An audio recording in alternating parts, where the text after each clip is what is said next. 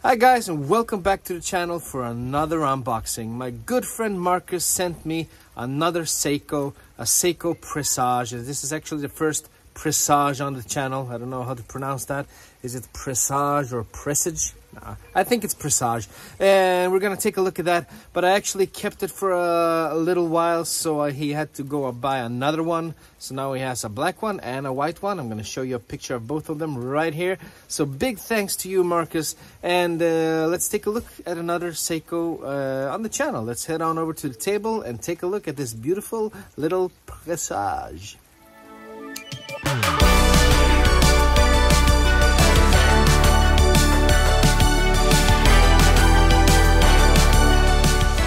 Okay then, here we go. Another Seiko on the channel. It's nice to have friends sending you stuff, and people just keep sending me Seikos. Don't get me wrong, I'm really thankful for my friends sending me watches, but as I've told you, Seiko is not a brand that I'm buying at the moment. I am a little tempted to buy the new GMT. I had it on my channel, I tried it out and I really liked it actually. I think it's a bit overpriced, but still a beautiful, beautiful watch, and the modding you can do on it is spectacular. But I know myself, I know that I'll end up selling it in the end, so yeah, I don't think I'm gonna buy that one. But this is a Seiko Presage. You ready, guys? Okay, we've wasted enough time. Let's open up the box, and there it is. This is not the original bracelet. The original bracelet is right there. And I'm not going to be testing it on the original bracelet because I don't do that. When borrowing watches, I don't change up straps and bracelets because I don't want to damage anything with my clumsy fat hands. There we have it. Put the box out of the way.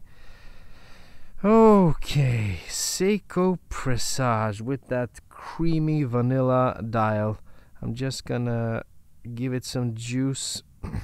It's actually not a screw-in crown, so you can turn it and give it some power immediately. And then I think we can... oh shit, I just saw that I'm a little bit dirty there. I was actually unwrapping this new background of mine, and I think the wood and the oils on it, maybe, I don't know, something made me... I'm sorry for that. I'm gonna clean my hands a little quick there. Ooh, there we go, and here we go. Okay, vanilla creamy dial. Pop out the crown and just move that minute hour out of the way, and pop it right back in. Yeah, so let's zoom in on that actually quite beautiful dial. It's really a pleasant color. We see we have the Seiko Presage automatic written just beneath the 12 o'clock, and then in to the left of the 6 o'clock and a little bit to the right, made in Japan. And we have that second hour sweeping away, showing you that it's an automatic watch. Actually not showing you, because you could have a high beat battery movement, which also gives you the sweeping. It's a mecha quartz movement, but this is an automatic watch, and I think that we're dealing with a GMT here, because you can see that little subtle GMT hand. I think it's a GMT hand. Let's see if it moves with the hours here. It doesn't move at all. See if we can get it to move. Or I think it moved a little bit, didn't it? Let's see if we can get that fourth hand to move anything. Nope, it doesn't move. That's really odd.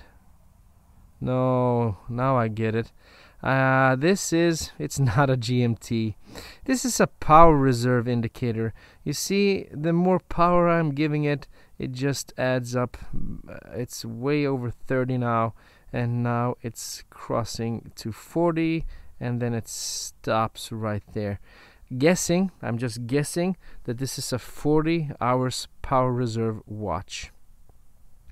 Nice little thing there. I mean, the power indicator hand is really it's really subtle, small, thin, doesn't get in the way for anything, actually. Doesn't protrude far enough to get in the way for the hour markers, and it doesn't go below the 40, so it doesn't obscure the little sub dial there. So yeah, nicely done, Seiko, nicely done. We have have some brushing on the lugs there, and then we have some polishing around the bezel, polishing on the sides, easy access to remove the strap there, or the bracelet, whichever you're wearing it on.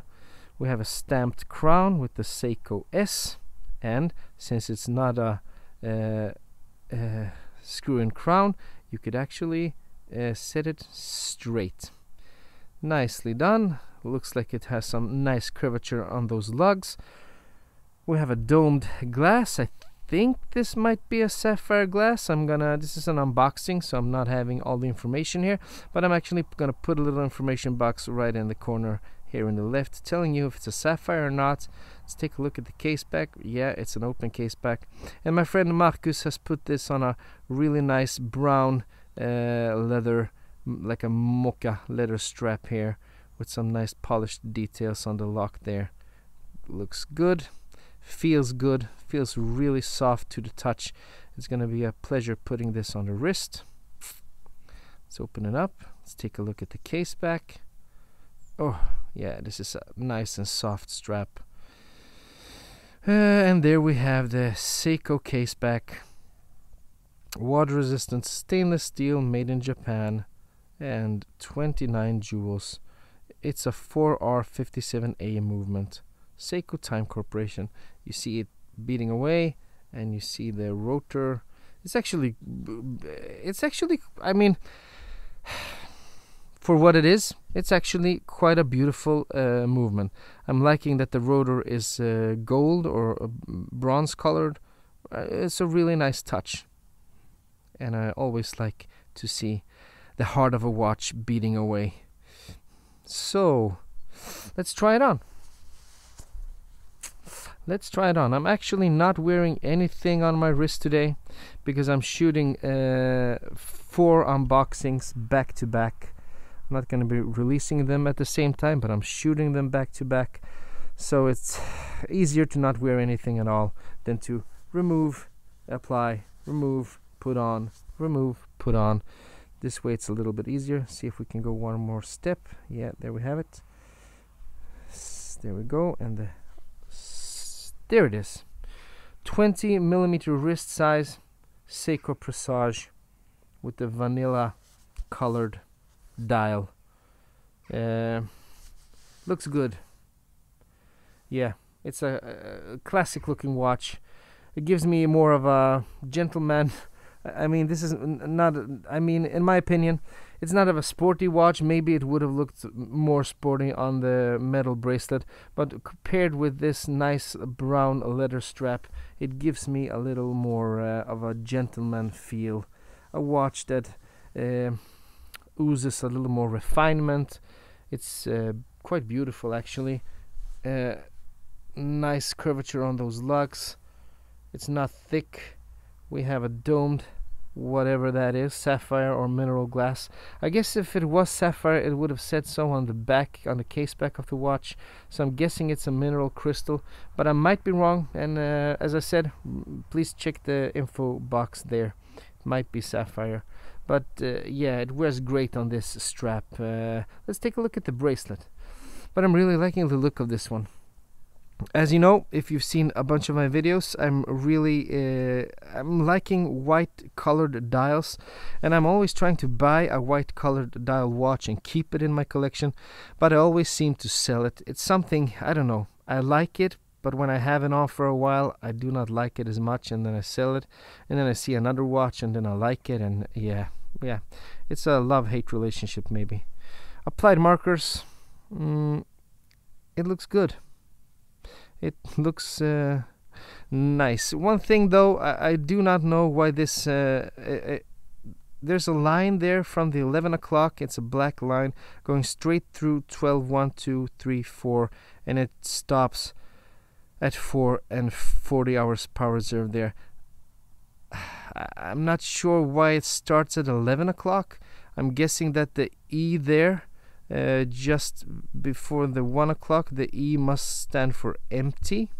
So I guess the power reserve starts at E and goes all the way to 40. So I'm not understanding why it starts at the 11 o'clock there, and it looks a little silly. I would have preferred if it started at 12 o'clock, but other than that, a nice black bezel insert there. Yeah, the bracelet. Let us take a look at the bracelet. Too bad it didn't come on the bracelet already, because as you know, I like my watches on bracelets. I know it's a perfect pairing with the brown leather strap. It gives it a little more dynamic, pairing a light color white with a dark color like that. This is the Seiko bracelet. Yeah, it's the, oh my god, no! It's falling apart. Okay, I did not know that these were not attached, but I'm glad that I didn't lose anything. Okay, these are the end links. Yeah, I'm glad I could show you this. Looking like that, end links and the spring bars. And this is the bracelet. Nothing more falling out here, right? The small little clasp, I'm not a fan of that, and I've said it before. I do not like these small clasps, because you have the inner portion of the clasp protruding this way. Why not prolong the clasp, giving it a little more balance on the wrist? I'm not a fan of these small ones. Maybe Markus isn't as well. Maybe that's why he swapped it out to for the leather strap there. We have a brushed, it's a brushed bracelet, polished on the sides, and we have those are, yeah, I think that those are push pins. Yeah, they are. You can see the direction to push. Yeah, but it's actually not a pressed clasp. It's solid steel. That's a plus. This is a minus, in my humble opinion. Let's put it right back in there. I'm gonna give you the reference number of the watch right here. Reference SSA 447G1. And as I said, the caliber is a 4R57. Seiko Presage. Yeah, I don't know if I'm gonna make this video much longer, because I don't know if I have much more to say about it. Cool watch, nothing I would buy, but I'm glad that Markus sent it to me so I could show it to you guys. If you're looking for a vanilla colored dial on a watch, and it's actually really proportionate with the sub dial being smack down there just above the 6, it's a cool watch. I think it's really, it's gonna make itself pop in the summer. So if you want to buy it, buy it. If you don't. I'm not recommending or not recommending it. If you like Seiko, if you like these types of watches, then go buy it. My friend Markus actually bought another one with the dark, I think it was black or blue dial instead. So he really likes this model, and you might too. Anyway, if you liked the unboxing, please consider giving it a thumbs up and consider subscribing. And if you didn't like it, give me a thumbs down. Tell me what you did not like, and I'll try to do better in the next one. I tried to keep this one short, and there it is. That's it, boys and girls. That's it for this time. I'm gonna send the Seiko back to my good friend Markus. It just started raining outside, so I'm actually sitting here on my porch. You can hear the rain, I think. And I want to thank you again, Markus, for sending me this beautiful watch. And even though you know that I'm not a big Seiko fanboy, I really appreciated taking a look at this watch and showing it to my viewers. And I hope you liked it as well, my viewers and Markus. And I'm actually softening up to Seiko a little. I have to tell you that, guys. I actually want to buy the new Seiko speed timer, the new release with the red details on the hour and second markers, and there's a little purple in there in the sub-dials. That one looks really great, and I actually think that it looks better than the Daytona that it's trying to homage. So there's that thing. I'm softening up to Seiko. So we're gonna see where that's heading. But until I see you again, I have a lot of plans, a lot of things coming up. It's just a crappy time of year to shoot videos, especially since I'm doing it outside. I'm not kidding you guys. We've had like 2 days of sun in the last 2 months maybe. So it's a horrible time to be filming outside and doing what I'm doing. But I have a huge giveaway planned. I want to thank all you guys for reaching 5,000 subscribers in that giveaway. And it's actually going to be an international giveaway. I'm going to give away a watch. Not a fancy watch by any means, but it's still a watch showing my appreciation towards you. So I hope you keep your eyes and ears open for that video. And then we have the San Martin versus Tudor Black Bay Pro homage thing coming up. And that's going to be fun. But for now, I'm just going to light up this pipe and just enjoy the afternoon. And then go back inside and take care of my family and my baby. Today we're actually making some homemade sushi. So that's going to be great. Well,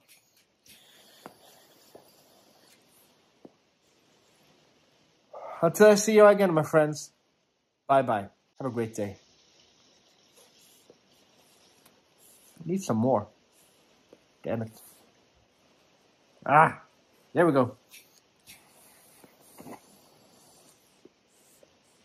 This lighter is actually a, I don't know how to pronounce this. It's actually a crème brûlée lighter.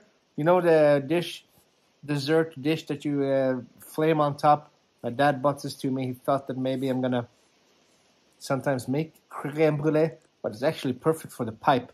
Just shoots a straight down arrow of smoke right into the pipe, and then it gets lit up in seconds. Anyway, I have to focus on the pipe. Bye-bye.